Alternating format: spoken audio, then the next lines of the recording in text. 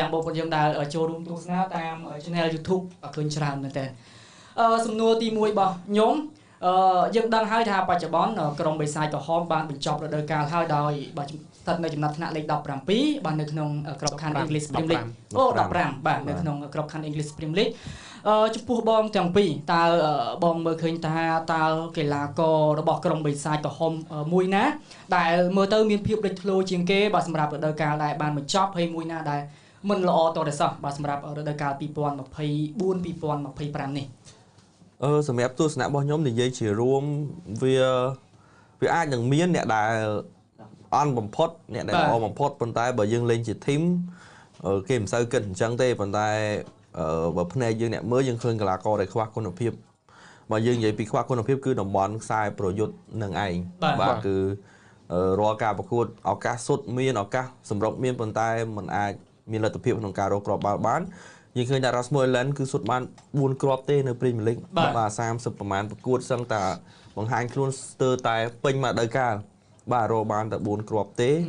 បាទអាហ្នឹងយើងនិយាយអ្នកដែលអន់បំផុតហើយបើនិយាយថាអន់ជាងហ្នឹងទៀតបងប្អូនប្រកាសជាដឹងហើយគឺអ្នកចាំទី Andre Onana ហ្នឹងហើយបាទគឺទាំងសមត្ថភាពគាត់មិនសូវជាល្អហើយបើថារូបរាងកាយគាត់គេមិនសូវចូលចិត្តទៀតបាទគេថាគាត់កតោមកអញ្ចឹងណាបាទហើយបើខ្ញុំនិយាយពីអ្នកដែលលេចធ្លោជាងគេវិញគឺតំបន់ខ្សែការពារហើយតំបន់ខ្សែការពារយើងឃើញមានតែមួយទេគឺ Harry Maguire ហ្នឹងហើយគឺលេចធ្លោជាងគេបាទមាន Euro អីហ្នឹងបើ Bruno យើងមិនបាច់និយាយទេ Bruno គឺនៅប៉ុណ្ណឹងបាទអត់មានធ្លាក់មានឡើងគឺនៅប៉ុណ្ណឹងគាត់នៅតែជាអ្នកលេងជាអ្នកនាំលេងផងជាអ្នកទទួលកំហុសផងបាទខុសត្រូវគឺលើគាត់ហ្នឹងហើយអញ្ចឹងបើខ្ញុំគឺឃើញថាតំបន់ខ្សែការពារគឺល្អជាងគេហើយសម្រាប់ Man U រដូវកាលនេះបាទចុះបងទៅរងសម្រាប់ខ្ញុំមើលឃើញកីឡាករដូចជាបងមនីដែរហើយនៅមានអ្នកដែលមិនមែនអន់ទេក៏តែគាត់អន់ជាងគាត់កាលពីឆ្នាំមុនដូចជា Garnacho Rasmus Hojlund Kobe ក៏គាត់រៀងអន់ជាងខ្លួនឯងកាលពីឆ្នាំមុនដែរតែអ្នកដែលអន់ហ្មងគឺបងមនីគាត់និយាយអស់ហើយមាន Onana ជាពិសេសហើយ Rasmus Hojlund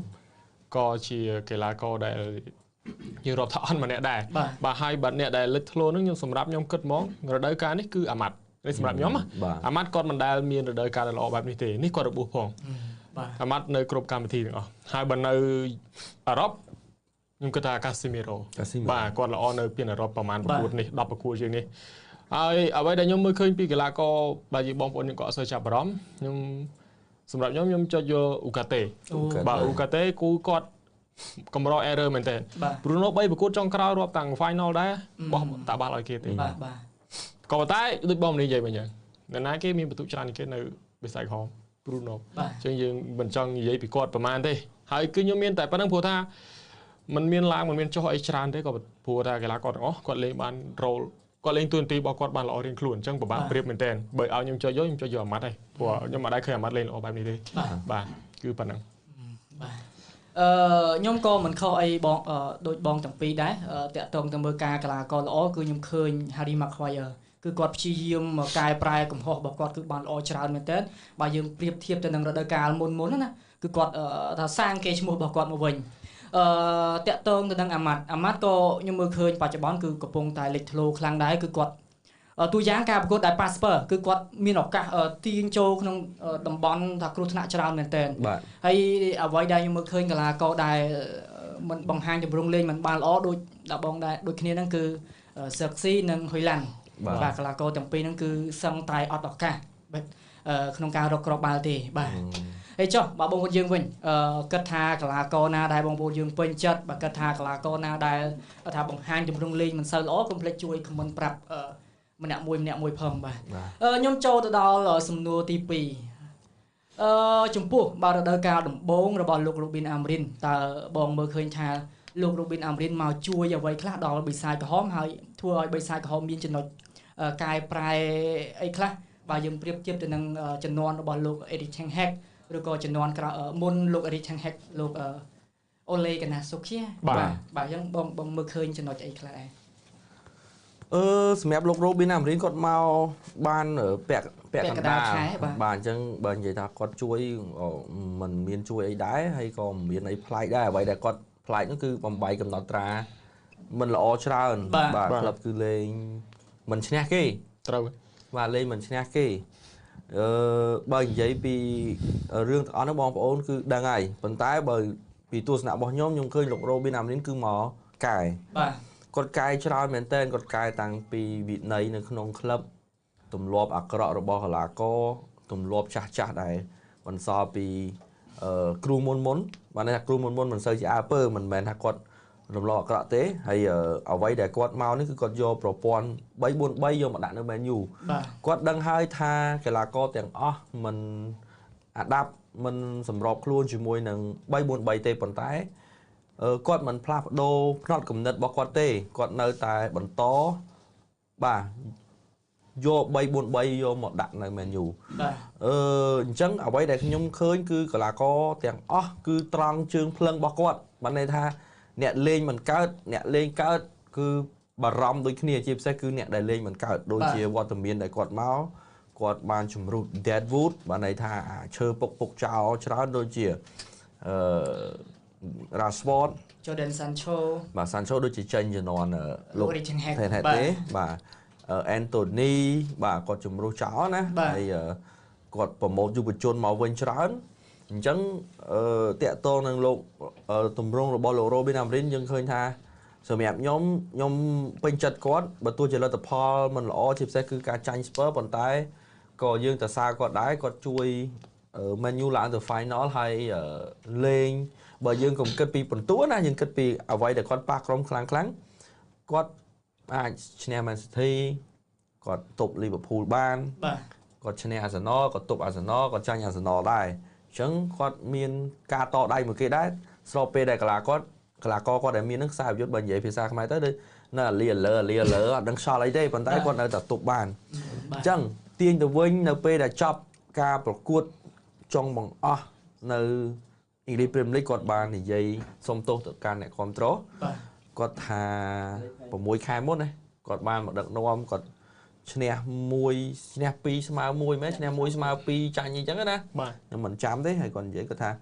The Storm will come còn bàn phẹp môn ấy đã rong còn dương bàn check như The Storm will come mới còn dễ pi bảy đòn đã phụ quát đang hay thà quát do tụm rong bay buồn bay nâng máu hay nâng rule bao quát do mà đã nâng cứ nâng passport từ đó tụm rong lên con có ban son giá có sông tô từ đó nè control hay có son giá tha shawl chu cô lo là cọ rửa là cọ nó menu nó vì lại chuột ai chân dương được chuột p liền ó này được đời cả còi dùng tam pịa đại con giấy thì vì miền ai xa dùng miền tạ táng á nè cả pi snap pi pom là thấy còn bán châu sporting cứ đòn đáp những menu tiền còn châu từ cái đôi khi bài nằng rồi đây ca tầm 4គឺគាត់លេងមិនកើតទេបាទហើយគាត់ជំរុះកីឡាកររហូតទៅដល់25នាក់ជំរុះចោលហើយអ្នកណាដែលនេះគឺវាយចេញឡូនចេញទៅទាំងអស់ហើយព្យាយាមយកកីឡាករ free agent និងយុវជនហើយកីឡាករណាដែលស្រឡាញ់ក្លឹបឬក៏ត្រូវនឹងទម្រង់របស់គាត់បាទតើយើងក៏លេចមកមើល Man U គឺគាត់យកការងារបែបហ្នឹងយកមកធ្វើនៅ Man U ទៀតអញ្ចឹងគាត់បាននិយាយថាអ្វីនឹងល្អនឹងត្រឡប់មកវិញនៅការក្រោយហ្នឹងណាគឺគាត់បានសម្លឹងឃើញថាអ្នកណាត្រូវទុកអ្នកណាត្រូវបន្តអ្នកណាត្រូវនាំចូលហើយព្រោះអីគាត់បានឃើញថាកីឡាករទាំងអស់នោះមិនត្រូវនឹងប្រព័ន្ធលេងរបស់គាត់ទេសូម្បីតែលោក Rio Ferdinand ក៏នៅតែបន្តគ្រប់គ្រងគាត់ក៏និយាយរឿងហ្នឹងនៅក្នុងវីដេអូរបស់គាត់ដែលគាត់បានវីដេអូ call ជាមួយនឹងគ្នាគាត់ណាគាត់ថាការគាត់នៅ sporting ដូចគ្នាគាត់ជំរុះកីឡាករអស់ច្រើនដូចគ្នាចាំមើលចរដូវកាលនេះគាត់យកកីឡាករដូចជាឥឡូវបានមក Tisku ញ៉ាមួយណាអញ្ចឹងគាត់រកកីឡាករណាតម្លៃប្រហែលហ្នឹងហើយជាពិសេសគឺកីឡាករ free transfer កីឡាករដែលត្រូវនឹងទម្រង់របស់គាត់ការគាត់នៅ sporting គាត់ធ្វើបែបហ្នឹងគាត់ធ្វើអញ្ចឹងកីឡាករមកលេងត្រូវជើងគ្នាខ្លាំងហើយលេងមិនចាញ់ទៀតអញ្ចឹងខ្ញុំគិតថាសម្រាប់ខ្ញុំនៅតែជឿជាក់លោក Amarin នៅលើការក្រោយថាគាត់នឹងប្រើ3-4-3របស់គាត់នឹងឲ្យមានប្រសិទ្ធភាពខ្លាំងមែនតើព្រោះសពថ្ងៃសូម្បីតែ Luke Shaw ក៏មានឈ្មោះលោកដែរ Luke Shaw លេងមិននិយាយថ្ងៃ Passport Luke Shaw ហ្នឹងអ្នក error មុនគេហ្មងបាទអញ្ចឹង Luke Shaw ដូចជាអស់ពេលវេលានៅ Man U ហើយអញ្ចឹងកីឡាករដែលលក់រដូវកាលក្រោយនេះស្អែកហ្នឹងលក់គេបើកទីផ្សាររដូវកីឡាករគឺលក់ច្រើន Man U លក់ច្រើន ហើយនាំចូលមកក៏ច្រើនគួរសមដែរសម្រាប់តែខ្ញុំឃើញមាន7រូបបើសិនជានាំចូលមក7រូបដែលចន្លោះខ្វះខាតអានឹងអាចជួយបានច្រើនបងប្អូនចោលសួរថាចុះរាល់ឆ្នាំនៅតែទិញកីឡាករចូលមិនក៏នៅតែលេងមិនកើតដោយតាហាក់ទិញមកប្រហែលអ្នកសំណួរហ្នឹងក៏យើងឆ្លើយមិនកើតបាទព្រោះអីអ្នកទិញមកគេគិតថាយកមកលេងកើតប៉ុន្តែចុងក្រោយយកមកលេងវាមិនកើតអាហ្នឹងយើងមិនដឹងផ្ទៃក្នុងយ៉ាងម៉េចប៉ុន្តែចុងក្រោយនេះខ្ញុំសង្ឃឹមថាមួយខ្យល់ចុងក្រោយរបស់លោកអាមេរិកនេះអាចថាជួយស្ដារ Man U បានគណៈពេលដែលម្ចាស់ក្លឹបក៏គាត់គិតពីការអភិវឌ្ឍក្លឹបសារឡើងវិញដែរអញ្ចឹងចក្ខុវិស័យដើរមួយគ្នាគាត់មិនមែនថាមិនចង់បានពៀនទេគាត់ចង់បានពៀនប៉ុន្តែគាត់ចង់បានឲ្យស្ថិរភាពក្លឹបហ្នឹងហើយក្រុមហ្នឹងគឺវានៅនឹងណអញ្ចឹងទៅពេលដែលវានៅនឹងណចាំយើងឈោងដៃទៅចាប់ពៀនបានអញ្ចឹងខ្ញុំគិតថារដូវកាលក្រោយយើងនឹងឃើញហើយដូចចុងក្រោយព័ត៌មានដោះដូរកីឡាករយើងឃើញណាឃើញហើយដូចជាក្រុមការងារឃើញផុសរឿងអេនតូនីអីណាយំសោកបោកខ្លួនបោកស្មានអីរឿងស្អីបាននៅ Man U បាទអញ្ចឹងចាំមើលទៅទៀតឲ្យតារងគាត់បកស្រាយមកខ្ញុំតាមដានមើលអេនតូនីបាទរឿងហ្នឹងចាំបកស្រាយទៀតជាមួយនឹងខមមិនបាទមិញខ្ញុំនិយាយរឿងវែងពេកពីអាមេរិកគឺខ្ញុំនៅបើសរុបទៅគឺអាមេរិកគឺខ្ញុំជឿជាក់លើគាត់ហើយខ្ញុំចង់ឃើញ3-4-3ហ្នឹងគឺប្រយុទ្ធខ្លាំងណាប្រយុទ្ធខ្លាំងហើយចោះខ្លាំងដែរបាទបងតារងមានអីបន្ថែមទេតាក់ទងទៅនឹងលោកអាមេរិកដោយសារតែសំណួរនេះគឺចូលប្រធានបទទី1ខ្ញុំតែម្ដងបាទអញ្ចឹងខ្ញុំសូមឆ្លើយទៅឲ្យវាបន្តិចដែរទៅបាទបើយើងនិយាយពីបញ្ហាគាត់នៅបេសាយក្រហមនេះគឺយើងដឹងតាំងពីថ្ងៃដំបូងដែលឮថាគាត់មកគឺគាត់មកដោះស្រាយបញ្ហាទៅបាទអញ្ចឹងគាត់អត់ត្រូវជួបរឿងជោគជ័យច្រើននៅបេសាយក្រហមប្រហែលទេខ្ញុំមកនឹកស្មានថាគាត់លេង final ហ្នឹងបាទអញ្ចឹងគឺមកនេះគឺគាត់មកដោះស្រាយបញ្ហាវិបត្តិទាំងប្រមាណដែលបេសាយក្រហមកំពុងតែកើតមានឡើងបាទព្រោះសូម្បីតែថ្នាក់ដឹកនាំក៏សុខចិត្តចាយលុយដើម្បីទៅយកគាត់ទាំងដែលគាត់កំពុងតែជោគជ័យជាមួយនឹង Sporting ដូចជាលើកពីនេះលើកពីទៀតពីវាអញ្ចឹងបាទអញ្ចឹងទៅគឺគាត់មកនេះគឺគាត់មកដោះស្រាយបញ្ហាទេដោយសារតែវាបន្ថយចិត្តទាំងអស់គ្នាសុកក៏គេដេញតាហាក់ចេញតែព័ត៌មានផ្សេងថាតាហាក់លាលេងតែចុងក្រោយគឺដេញចេញទេបាទចឹងសរុបមកវិញអាមេរិកមិនមានបញ្ហាទេក៏ប៉ុន្តែខ្ញុំនិយាយបញ្ហារដូវកាលនេះវាអាចនឹងស្តៀងទៅនឹងបញ្ហារដូវកាលមុនដែរតើបញ្ហាពីណាពិតប្រាកដអញ្ចឹងខ្ញុំសូមរៀបរាប់ពីមួយសិនថ្នាក់ដឹកនាំឥឡូវយើងនិយាយពី Ineos Group តើគាត់មានកំហុសអត់ខ្ញុំគិតថាគាត់អត់មានកំហុសទេ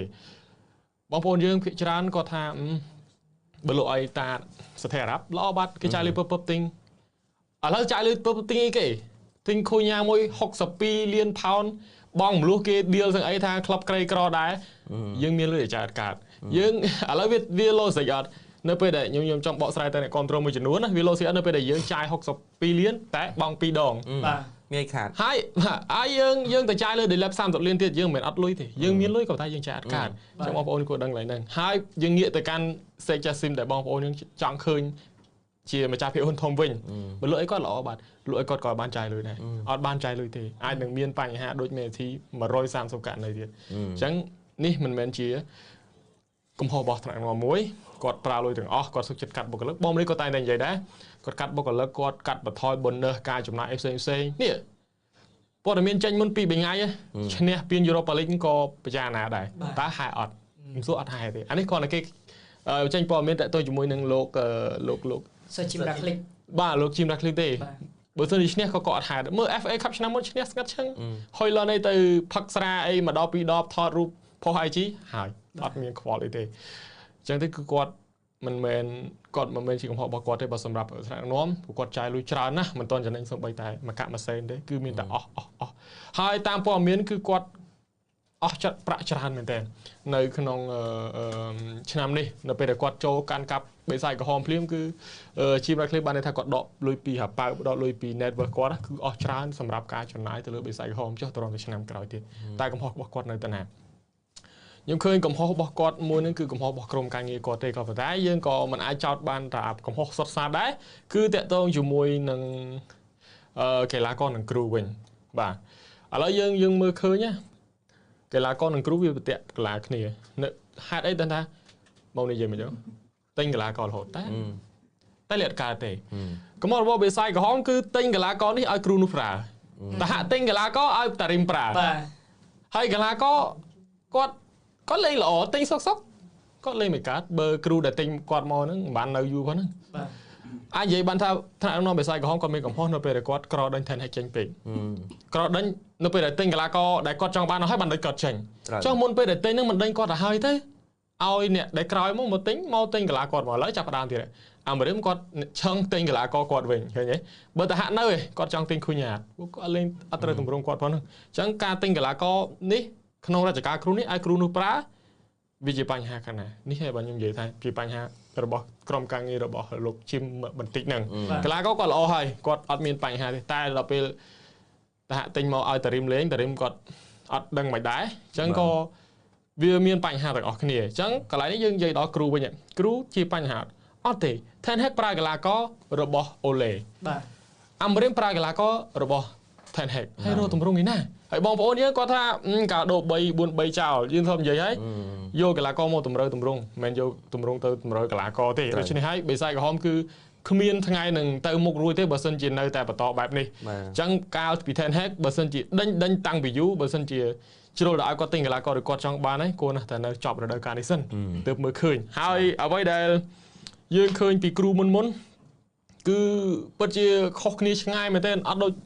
ដូចគ្នាជាមួយនឹងរជ្ជកាលគ្រូថ្មីក្រោយនេះទេយើងពិបាកប្រៀបធៀបណាស់គេទៅនិយាយតាក់ទងជាមួយនឹងអីគេលូកាគូនិយាយតាក់ទងជាមួយនឹងសាឡាតាន់អ៊ីប្រាហ៊ីម៉ូវិចក៏ប៉ុន្តែក៏មើលកីឡាករចំនួនមុនខ្សែបំរើលេងសិតសេរីផុកបាបាទសេរីហ៊ុនម៉ាតាកំពុងតែទៅមក Chelsea ខ្លាំងអញ្ចឹងគឺយើងពិបាកនឹងធ្វើការប្រៀបធៀបមែនទែនហើយបេសាយក្រហមឥឡូវគឺអីគឺថ្មីទាំងអស់បាទមួយទៀតខ្ញុំតាក់ទងជាមួយនឹងនិយាយពីកីឡាករបាទក៏ចូលរួមនៅក្នុងបញ្ហានេះដែរគាត់មិនមែនគាត់ជាកីឡាករដែលលេងមិនកើតនោះទេក៏ប៉ុន្តែបងប្អូនយើងគាត់ចោទជាសំណួរវិញបើមិនកំហុសកីឡាករតែកំហុសអីបើគាត់លេងមិនកើតហ្នឹងបងប្អូនយើងគាត់ចោទសំណួរមួយទៀតថាហេតុអីបានលេងនៅបេសាយក្រហមមិនល្អតែទៅលេងនៅក្លឹបផ្សេងល្អហើយមុននឹងមកដល់បេសាយក្រហមក៏លេងនៅក្លឹបផ្សេងល្អដែរខ្ញុំថាមិនមែនជាបញ្ហារបស់គាត់ទេឥឡូវគាត់ចាប់ផ្ដើមចុចឈ្មោះណាមាន De Gea មាន Anthony បាទ Scott ជាពិសេសបាទ Scott McTominay មានអ្នកផ្សេង Greenwood ច្រើនទៀតគាត់ថាបេសាយក្រហមគាត់នៅបេសាយក្រហមលេងកើតហ្នឹងចេះថាទេឥឡូវសួរថាថ្ងៃណាមួយដែល De Gea លេងកើតនៅបេសាយក្រហមបានឃើញបើសិនជាខ្ញុំនិយាយថាម៉េចទេ